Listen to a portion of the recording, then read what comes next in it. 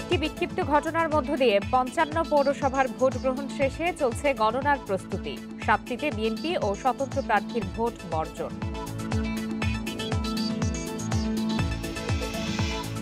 শিক্ষা প্রতিষ্ঠানের ছুটি বাড়ল ২৮ ফেব্রুয়ারি পর্যন্ত। মার্চের প্রথম সপ্তাহে খোলার পরিকল্পনা। এসএসসি এইচএসসি পরীক্ষার্থীদের ক্লাস ৬ দিন। রাজধানী সহ সারা দেশে প্রতিদিনই বাড়ছে টিকা গ্রহীতার উপস্থিতি। এক সপ্তাহে টিকা নিয়েছেন প্রায় ৭.৫ লাখ মানুষ।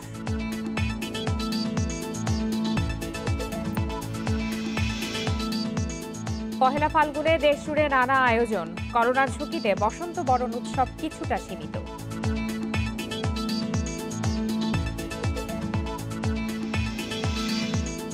পিরোজপুরে বসতঘরে আগুন লেগে ঘুমন্ত দম্পতির মৃত্যু। বৈদ্যুতিক শর্ট সার্কিট থেকে সূত্রপাত, ধারণা ফায়ার সার্ভিসে।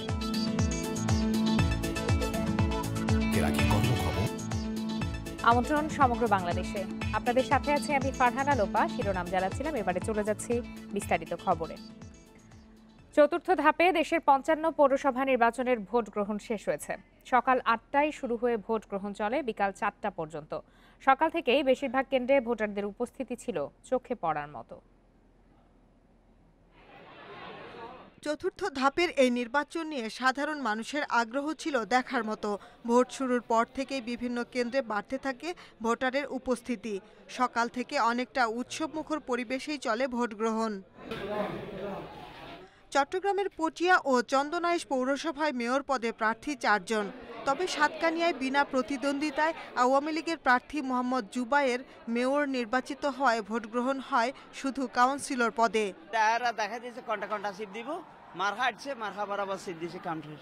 বরিশালের বানারীপাড়া ও মুলাদি পৌরসভায় সকাল থেকেই ভোট গ্রহণ চলে শান্তিপূর্ণভাবে। নির্বাচনী পরিবেশ নিয়ে কোনো অভিযোগ ছিল না ভোটারদের। নিরাপত্তা ব্যবস্থা খুবই জোরদার, খুবই ভালো। আমি যখনই কোনো সমস্যা মনে করেছি তাদের ডাকলাম, তারা একদম সাথে সাথে হাজির।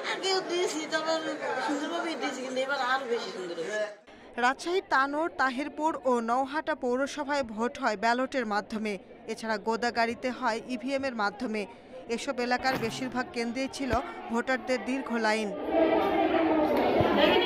সিলেটের কানাইঘাট পৌরসভায় ভোট হয় উৎসবমুখর পরিবেশে। হবিগঞ্জের চুনারুঘাট পৌরসভায় প্রথমবারের মতো ইভিএমে ভোট দিতে পেরে খুশি ভোটাররা। খুব সুন্দর পদ্ধতি, এরকম যাতে সবই হয় এবং সুন্দরভাবে দিতে পারছি। প্রত্যেকটি ভোট কেন্দ্রে নারী এবং পুরুষ ভোটারের ব্যাপক উপস্থিতি আমি লক্ষ্য করেছি। এই ধাপে টাঙ্গাইলের কালিহাতী ও গোপালপুর পৌরসভায় ৯ জন লড়ছেন মেয়র পদে। ২ পৌরসভাতে রয়েছে আওয়ামী লীগের বিদ্রোহী প্রার্থী। ময়মনসিংহের ফুলপুর ও ত্রিশাল পৌরসভায় ভোট দিতে সকাল থেকেই ভিড় দেখা গেছে নারী পুরুষের। নির্বাচনী পরিবেশ নিয়ে ভোটারদের তেমন অভিযোগ না থাকলেও গুরুত্বপূর্ণ প্রায় সব কেন্দ্রেই আইনশৃঙ্খলা বাহিনীর তৎপরতা ছিল সন্তোষজনক।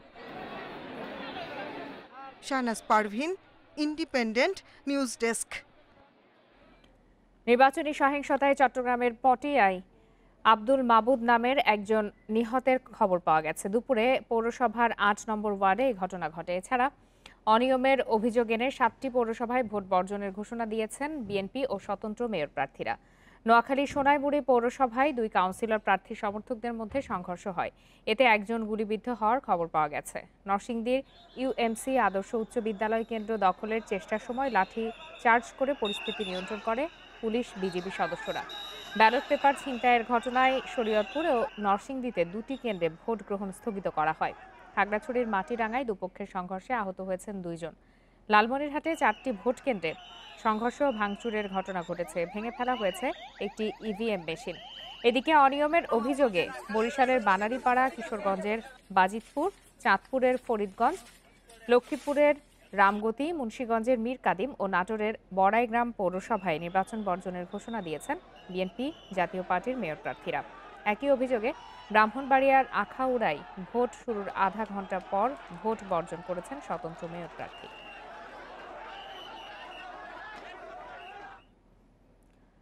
পৌরসভা নির্বাচনের আরো খবর জানাতে এবারে চট্টগ্রাম ও সিলেট থেকে যোগ দিয়েছেন সহকর্মীরা। প্রথমেই চলে যাচ্ছি চট্টগ্রামে, সেখানে আছেন সহকর্মী আহসান রিটন। রিটন, আপনি তো সবগুলো কেন্দ্রই ঘুরে দেখেছেন এবং চট্টগ্রামের পটিয়ায় আমরা জানি যে একজন নিহতের ঘটনাও ঘটেছে।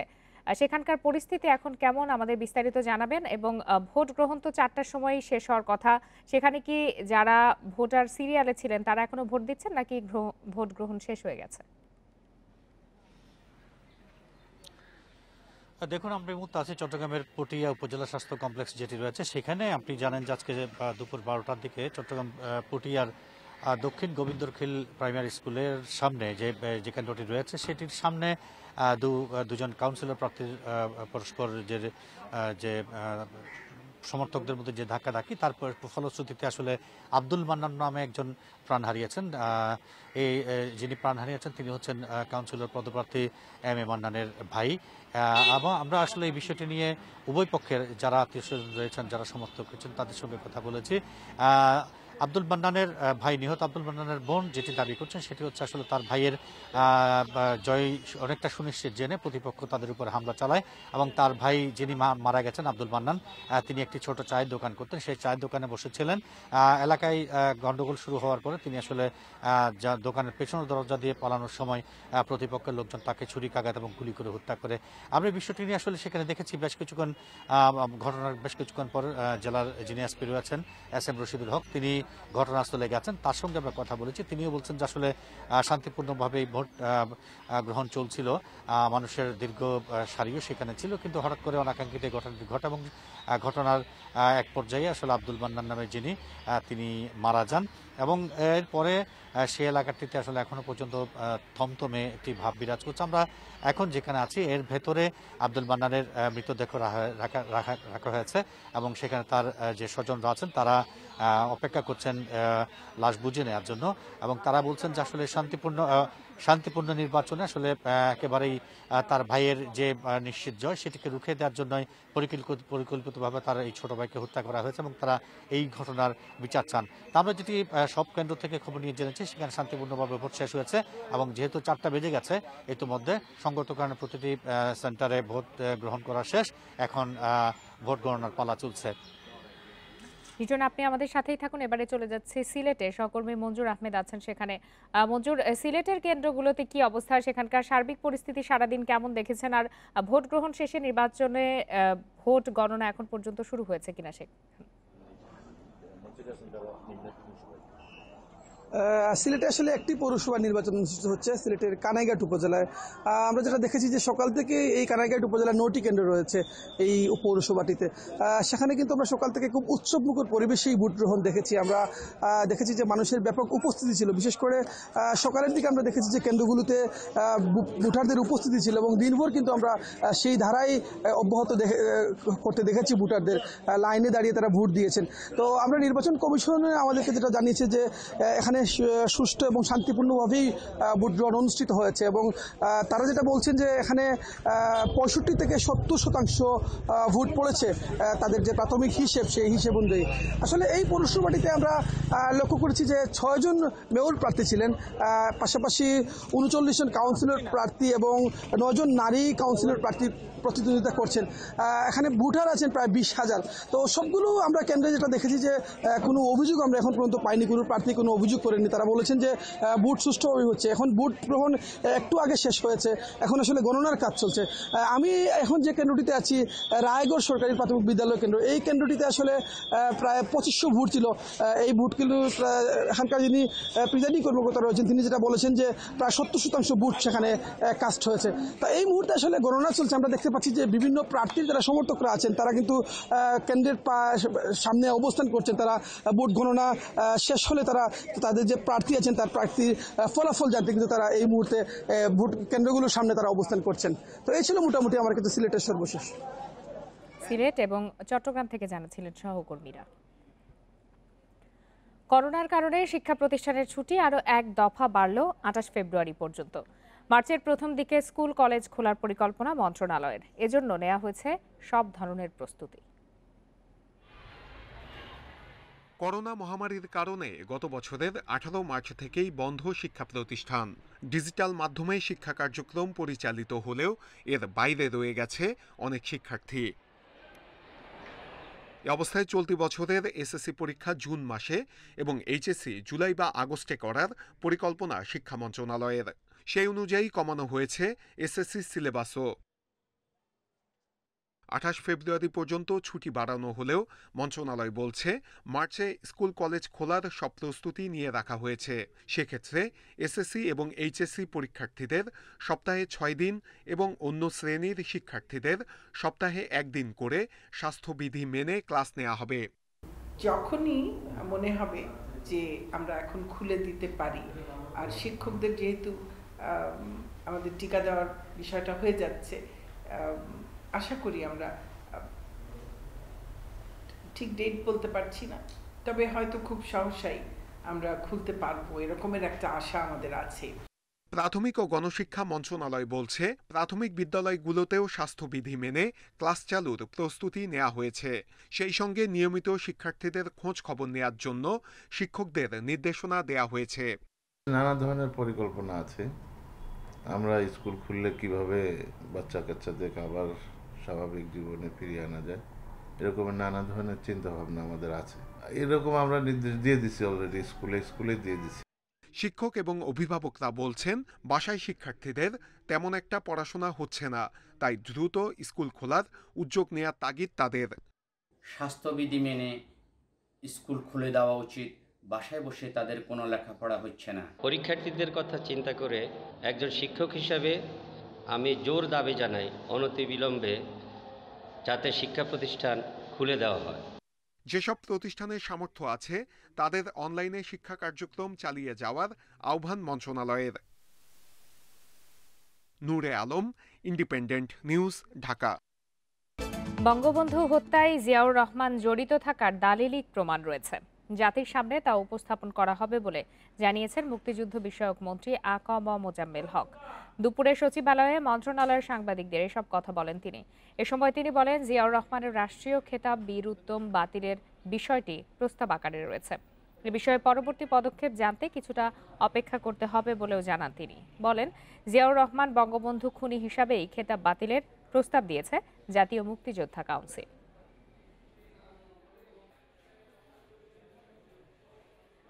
সে হত্যার সাথে জড়িত না, বিএনপির মূল কথা হলো এটা। আমরা বলেছি যে তার যে সম্পৃক্ততা আছে বঙ্গবন্ধুর হত্যার সাথে জড়িত, আমাদের কাছে প্রমাণ আছে। আমরা ইনশাআল্লাহ যথাসময়ে প্রমাণ সহ জাতির সামনে পেশ করব। আজও দেশের বিভিন্ন কেন্দ্রে সকাল থেকে করোনা টিকা নিতে কেন্দ্রে ভিড় জমান নিবন্ধনকারীরা। গাজীপুরের কাপাসিয়ায় নিজ এলাকায় টিকা নিয়েছেন কৃষক লীগের কেন্দ্রীয় উপদেষ্টা আলম আহমেদ। সকালে কাপাসিয়া উপজেলা স্বাস্থ্য কমপ্লেক্সে স্ত্রী নীলা আহমেদ সহ কয়েকজন স্বজনকে সঙ্গে নিয়ে টিকা কেন্দ্রে যান তিনি। জেলায় মোট করোনা টিকা সরবরাহ করা হয়েছে 1,80,000 ডোজ। এর মধ্যে গত 6 দিনে টিকা নিয়েছেন 11,129 জন। বরিশাল মহানগরীতে আজ টিকা নিয়েছেন প্রায় 750 জন। গত 6 দিনে বরিশাল বিভাগে প্রায় 28,500 মানুষ করোনার টিকা নেন। সুনামগঞ্জে এখন পর্যন্ত টিকা নিয়েছেন প্রায় 13,000 মানুষ। পিরোজপুরে প্রতিদিন 7টি কেন্দ্রের 22টি বুথে চলছে টিকাদান কর্মসূচি। রাজশাহীতে মেডিকেল কলেজ হাসপাতাল, পুলিশ হাসপাতাল ও সম্মিলিত সামরিক হাসপাতাল সহ উপজেলার সব হাসপাতালে টিকা নিতে যাওয়া মানুষের দীর্ঘ লাইন দেখা গেছে।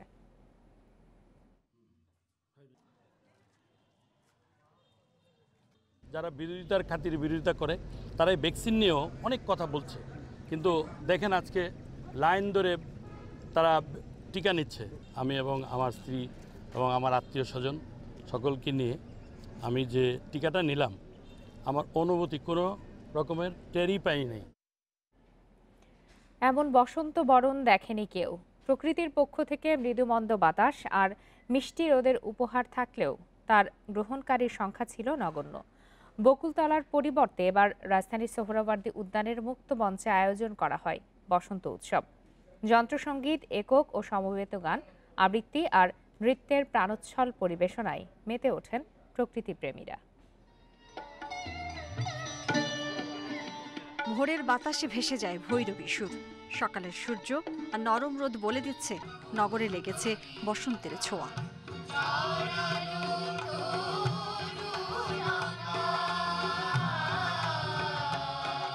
প্রতিবারের মতো চারুকলার বকুলতলায় নয়, এবার বসন্ত উৎসব রাজধানীর সোহরাওয়ার্দী উদ্যানে। করোনার কারণে জনসমাগম কম হলেও ঘাটতি ছিল না প্রাণের উচ্ছ্বাসে। জাগাও জাগাও জাগাও আমায় চারুকলা প্রোগ্রাম হবে না, অনেক দুঃখিত ছিলাম। এটার মজা হচ্ছে সবাই একসাথে উদযাপন করা হয় একটা দিন। আগের চারুকলার লোকেশনটাই আমাদের প্রেফারেবল, কিন্তু আসলে মহামারী হোক আর যাই হোক, জীবনও থেমে থাকবে না, উদযাপনও থেমে থাকবে না। এবারও বৈচিত্র্যে ভরপুর ছিল বসন্ত উৎসব। 27 রকমের পরিবেশনার মধ্যে সবার নজর কাড়ে সাঁওতালি নাচ। ভালোবাসা আর ফাগুন মেখেছে এই রঙে, তাই দুটোকে মিলিয়ে আবৃত্তিও মনোযোগ কেড়েছে। মনে কি পড়ে কত কালো রাতে করাতের মতো চিরে,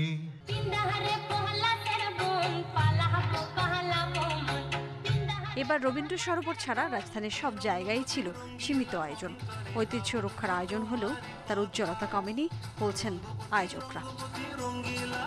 দীর্ঘদিন ঘরের ভিতরে বসে আছে, উন্মুখ হয়ে আছে সবাই। কখনো যেমন আমরা একবার অনুষ্ঠানে আয়োজন করেছি, বর্ষিয়ানদের অনেককে আমরা বলিনি ইচ্ছে করি, তারাও আসেননি, কিন্তু যারা তারুণ্য যারা এসছে, নাচের অজস্র দল এখানে এসছে, তো তারা এসছে তাদের ভালোবাসা থেকেই। করোনার ভয় কাটিয়ে নিউ নর্মাল লাইফে ফিরছেন নগরবাসী, তাই বসন্ত উৎসবে মেতে উঠে আবারও স্বাভাবিক জীবনের প্রত্যাশা সবার। Mahmuda Moumita, independent news, Dhaka. পিরোজপুরের মঠবাড়িয়ায় বাড়িতে লাগা আগুনে পুড়ে স্বামী স্ত্রীর মৃত্যু হয়েছে। ভোরে মঠবাড়িয়ার পৌর শহরের পশ্চিম কলেজ রোড এলাকায় এই দুর্ঘটনা ঘটে। নিহতরা হলেন মঠবাড়িয়া উপজেলার নলবুনিয়া গ্রামের সাইফুল ইসলাম ও তার স্ত্রী মণি বেগম। পুলিশ জানায় ভোর 5টার দিকে বসত ঘরটিতে আগুন লেগে সম্পূর্ণ পুড়ে যায়। এ সময় ঘরে ঘুমিয়েছিলেন সাইফুল ও মণি। ঘর থেকে বের হতে না পেরে সেখানেই পুড়ে মারা যান তারা। এ ঘটনায় পাশের আরও একটি বসত ঘর ও দুটি অটোরিকশা পুড়ে গেছে। বৈদ্যুতিক শর্ট সার্কিট থেকে আগুনের সূত্রপাত বলে প্রাথমিকভাবে ধারণা করছে ফায়ার সার্ভিস।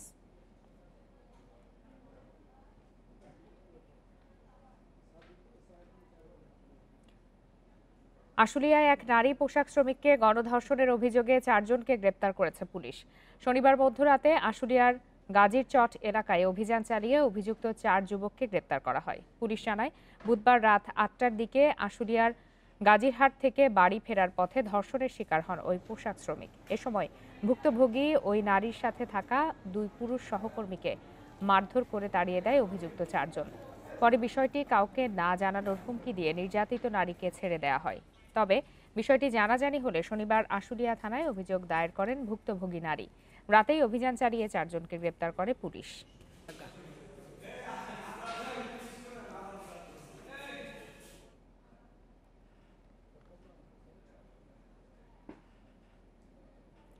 চলতি শীত মৌসুমে খাগড়াছড়ির অধিকাংশ ঝর্ণা ও ঝিরি শুকিয়ে যাওয়ায় পাহাড়ে বেড়েছে বিশুদ্ধ পানির সংকট।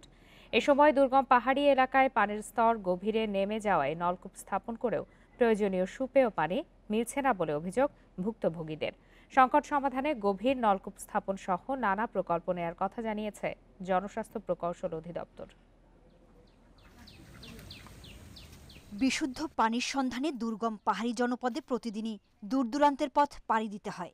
সারা বছর এই সংকট থাকলেও শুষ্ক মৌসুমে তা আরও বেড়ে যায়। দীঘিনালা উপজেলা সহ জেলার 38টি ইউনিয়নের অধিকাংশ পাহাড়ি গ্রামের একই অবস্থা। এলাকার লোকজনের অভিযোগ, এসব এলাকায় গভীর বা অগভীর নলকূপ না থাকায় ভূপৃষ্ঠের পানিই তাদের একমাত্র ভরসা। বিশেষ করে ফাল্গুন থেকে জ্যৈষ্ঠ মাস পর্যন্ত সুপেয় পানির এমন সংকটে থাকতে হয় তাদের। আমরা 1 কিলোমিটার মতো পাহাড় থেকে নিচে পানি তুলতে হয়, কুয়া থেকে পানি খাই। এখানে আমরা গোসল করি, একটা কুয়া আছে, এখানে যদি আমরা সবাই মিলে আসি, আমরা পানি নিয়ে যেতে কষ্ট হয়। পুষ মাস, ফাল্গুন, চৈত্র এই 3 মাস বেশি কষ্ট হয়, আমরা পানি পাই না, পানি তুলতে বেশি কষ্ট হয়। দুর্গম পাহাড়ি এলাকায় পানি সংকট সমাধানে জেলার প্রতিটি ইউনিয়নে 26টি করে গভীর নলকূপ স্থাপন সহ বিভিন্ন প্রকল্প শুরু করেছে জনস্বাস্থ্য প্রকৌশল অধিদপ্তর। প্রতি বছর 26টা করে যে ওয়াটার পয়েন্ট স্থাপন করা হচ্ছে, এটা থেকে সাধারণ জনসাধারণ সুপেয় পানির সুবিধা পাচ্ছে। খাগড়াছড়ি জেলার 9টা উপজেলায় 38টি ইউনিয়নের মধ্যে 58টি গ্রামে পাইপলাইনের মাধ্যমে উৎপাদক নলকূপ স্থাপন করে সেখানে ওভারহেড ট্যাঙ্কি বসানো হবে। 5 বছর মেয়াদী এসব প্রকল্পের আওতায় 57টি পাহাড়ি গ্রামে পর্যায়ক্রমে গভীর নলকূপের মাধ্যমে পানি তুলে সরবরাহ করা হবে। Independent news desk. নিয়ম নীতির কোনো তোয়াক্কা না করেই জয়পুরহাটে 3টি ফসলি জমি খনন করে পুকুর তৈরি ও মাটি বিক্রি করছে স্থানীয়রা। এতে আবাদি জমি কমে খাদ্য নিরাপত্তা ব্যাহত হওয়ার আশঙ্কা করছে কৃষি বিভাগ। এছাড়া ভারী যানবাহনে এসব মাটি পরিবহনের কারণে নষ্ট হচ্ছে গ্রামীণ রাস্তাঘাট। এই অপতৎপরতা বন্ধে তেমন উদ্যোগ নেই প্রশাসনের। জয়পুরহাটে বেশিরভাগ মানুষ কৃষিকাজে জড়িত। এ জেলার প্রায় সব জমি উর্বর 3 ফসলি। কিন্তু গত 1 বছরে কালাই, পাঁচবিবি, খেতলাল ও সদর উপজেলার প্রায় 2000 বিঘা জমি খনন করে পুকুর তৈরি করেছেন স্থানীয়রা। অনুমতি ছাড়া এ কাজ করলেও এতে দোষের কিছু দেখছেন না জড়িতরা। যাদের ছোট একটা খাল আছে তারাও একটা পুকুর কাটে সেখানে মাছ চাষের চেষ্টা করতেছে। যারা গণ্যমান্য ব্যক্তি তাদের তো শুনলাম, তারা কাগজপাতি দেখে বললো যে না, এটা অনুমোদন লাগবে না। শুধু আবাদি জমি নষ্ট নয়, নদীর পার কেটে নিয়ে সেই মাটি বেচা কেনা করছে একটি চক্র। ভারী যানবাহনে এসব মাটি পরিবহনে নষ্ট হচ্ছে গ্রামের কাঁচা রাস্তাঘাট। রাস্তার মাটি সব কাটে কুটে লে চলে যাচ্ছে। মাটি তো কাটলে যাচ্ছে ঠিক আছে, কিন্তু রাস্তার অবস্থাটা কি আছে দেখিছে। এভাবে মাটি কাটায় আবাদি জমির পরিমাণ কমে যাচ্ছে। এতে খাদ্য নিরাপত্তা হুমকিতে পড়ার আশঙ্কা করছে কৃষি বিভাগ। আমরা যখনই কোনো জায়গায় এরকম মাটি কর্তন দেখছি, তাৎক্ষণিকভাবেই সেটি বিভিন্ন উপজেলার যে উপজেলা নির্বাহী কর্মকর্তা মহোদয়রা আছেন তাদেরকে অবহিত করছি এ বিষয়ে আইনগত ব্যবস্থা নেওয়ার জন্য, যাতে আমরা এই মাটি কর্তন বন্ধ করতে পারি। যে কোনো ধরনের জমির শ্রেণী পরিবর্তন করতে হলে জেলা প্রশাসনের অনুমতির দরকার হয়। কিন্তু দীর্ঘদিন ধরে এই অপতৎপরতা চললেও তা বন্ধে তেমন কোনো উদ্যোগ নেই প্রশাসনের। উপজেলা নির্বাহী অফিসার নিজে উপস্থিত থেকে তাদের এই মাটি কাটা বন্ধ করা হয়েছে। যখনই আমরা এই ধরনের কোনো তথ্য পাবো, সাথে সাথে তাদের অবৈধভাবে মাটি কাটার বিরুদ্ধে আমরা অবশ্যই ব্যাপক ব্যবস্থা গ্রহণ। খাদ্য সংকট, রাস্তাঘাট ও ফসলি জমি রক্ষায় অবৈধ মাটি খনন বন্ধ করতে আইনের কঠোর বাস্তবায়ন দাবি করেছেন স্থানীয়রা। Independent news desk. চতুর্থ দফায় আরও প্রায় 4000 রোহিঙ্গাকে ভাসানচর নেয়ার প্রস্তুতি নেওয়া হয়েছে। দুপুরে প্রায় 1100 রোহিঙ্গাকে 22টি বাসে করে চট্টগ্রামে নিয়ে যাওয়া হয়। এর আগে শনিবার বিকাল থেকে উখিয়া ও টেকনাফের 34টি ক্যাম্প থেকে ধাপে ধাপে রোহিঙ্গাদের উখিয়া কলেজ মাঠের অস্থায়ী ট্রানজিট পয়েন্টে নিয়ে যাওয়া হয়। সেখান থেকে তাদের নেওয়া হচ্ছে চট্টগ্রামে। পরে নৌবাহিনী জাহাজে করে ভাসানচরে নিয়ে যাওয়া হবে তাদের। এর আগে যারা ভাসানচরে গেছেন তাদের কাছ থেকে সুযোগ সুবিধার খবর শুনেই তারা সেখানে যেতে চাইছেন বলে জানান স্থানান্তর প্রক্রিয়ার সাথে জড়িত কর্মকর্তারা।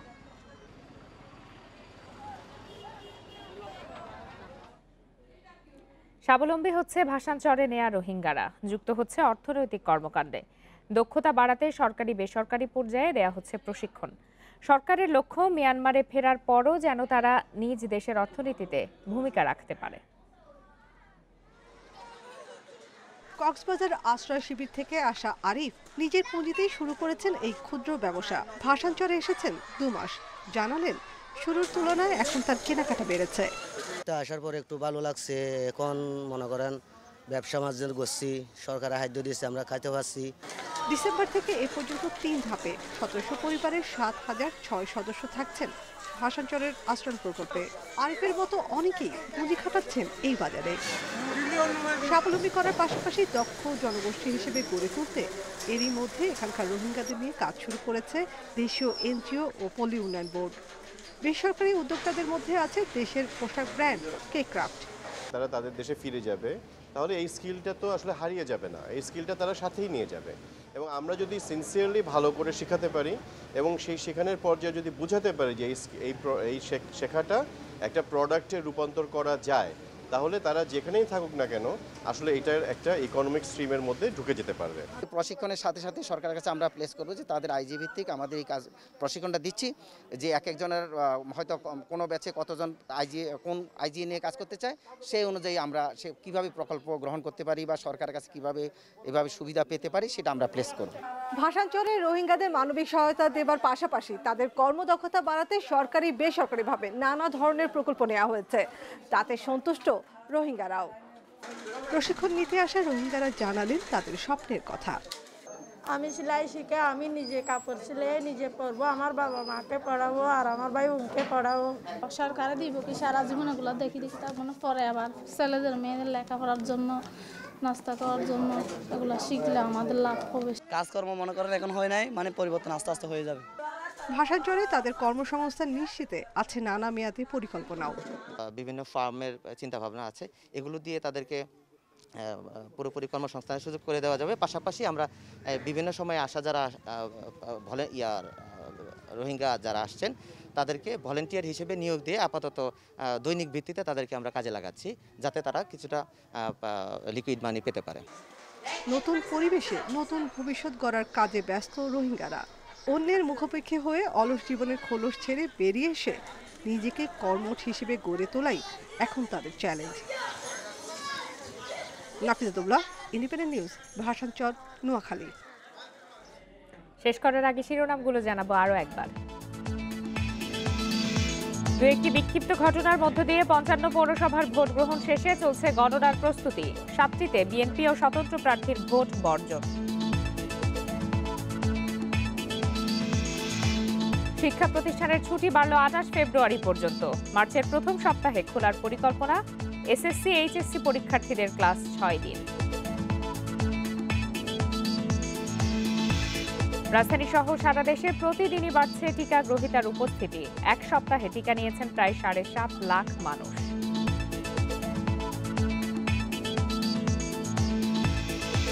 পহেলা ফাল্গুনে দেশজুড়ে নানা আয়োজন। করোনা ঝুঁকিতে বসন্ত বরণ উৎসব কিছুটা সীমিত।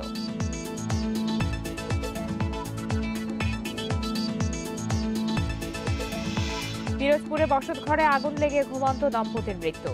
বৈদ্যুতিক শর্ট সার্কিট থেকে সূত্রপাত, ধারণা ফায়ার সার্ভিসের।